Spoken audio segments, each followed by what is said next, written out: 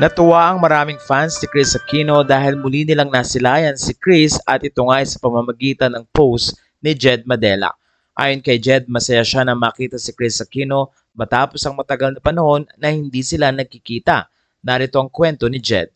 Finally got to visit Miss Chris, Kuya Josh and Bim. So happy to see her. We had a lot of catching up to do. Ilang mga photos ang ibinahagi ni Jed Madela na kung saan nga ay makikitang nakipag-bonding siya kay Kuya Josh at pati na rin kay Bimby. Makikita rin na napakasaya ni Jed Madela na makatabi at makausap muli si Chris.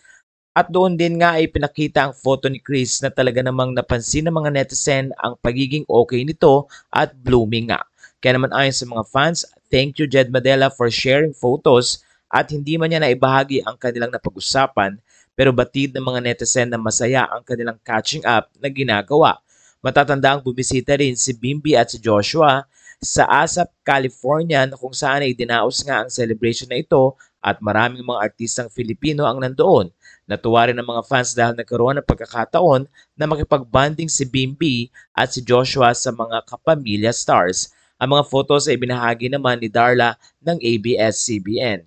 Sa puntong ito ay umaasa ang mga fans na marami pa rin ibibigay mga impormasyon at update si Chris Aquino para sa kanyang mga fans na naghihintay nga ng kanyang mga post at update tungkol sa kanyang kalagayan at ano na ang magiging plano niya this coming Christmas. Matatandang nasabi ni Chris Aquino na uuwi siya ng Pilipinas this 2024 upang mag-celebrate ng holidays sa Pilipinas at muling makasama ang kanyang mga kaibigan pati na rin ang mga mahal sa buhay.